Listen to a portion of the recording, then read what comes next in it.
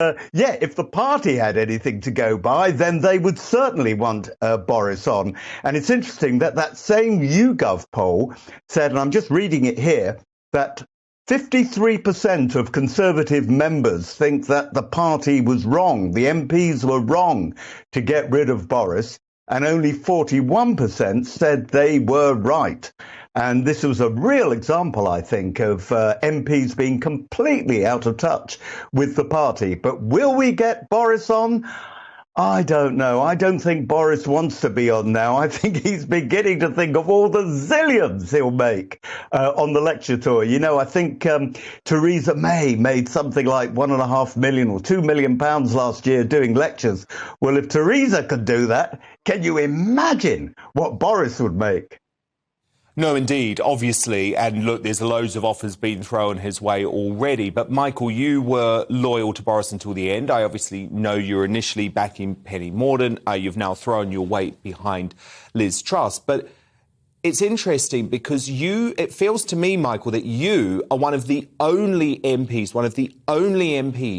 who remain in touch with your party membership. Well, I think that might be because, you know, before I became an MP, I did volunteer work for the party, but I wasn't actually a party apparatchik. I'd never been a special advisor. I'd never been a councillor.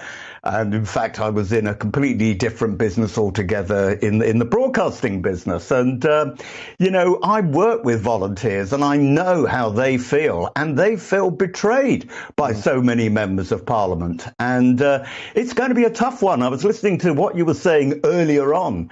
And although, you know, Liz Truss has got a fantastic track record as not only as Foreign Secretary, not only doing those foreign trade deals, but also being a very, very enlightened Lord Chancellor and Head of Justice, it's going to be a tough one. We'll have been in office for what, 14 years? Yeah. It'll be our 5th or 6th term. I'm losing count. But we've got, of course, Starmer on our side.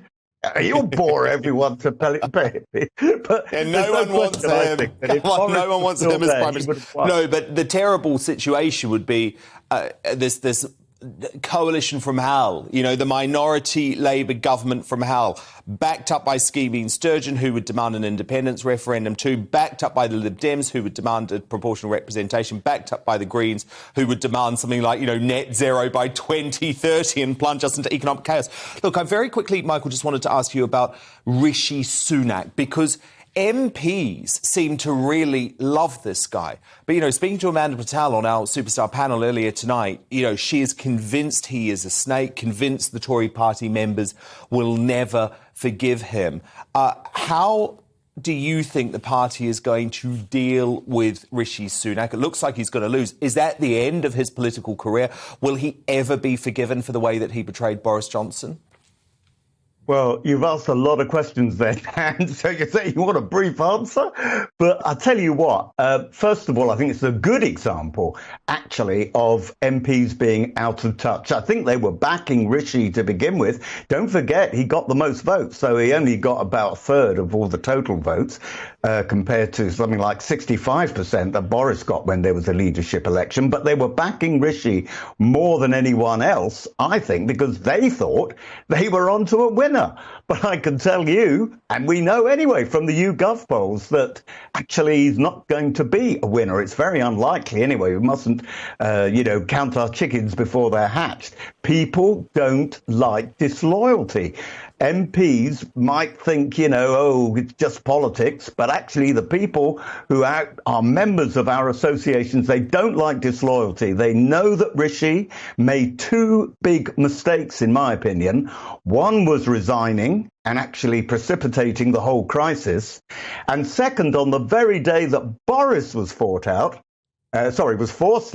he came out with the most incredible video, which must have taken months to produce on the very day. And you would think that anyone but he'd just done it in 24 hours. We're just meant to believe he'd just done it in 24 hours. Oh, and it was just a complete coincidence that he registered the Ready for Rishi website, Michael Fabricant, just a couple of days after the photo emerged of Boris in the back garden. And you know what, Michael, I'm not making any accusations, so I'm going to be very careful. But we don't know who took that photo. And that photo was taken from somewhere in the Treasury, very close to Rishi Sunak's in number 11. It was taken in the number 11 building, but as you quite rightly say, we don't know who took it. No, we don't. And there are connections, not connections, or one big building, but it was taken from the number 11 end, which is the home or the headquarters for the Chancellor of the Exchequer. Yes, say no more. Say no more. Conservative MP still backing Boris, and Liz Truss now too. Michael Fabricant, thank you very much.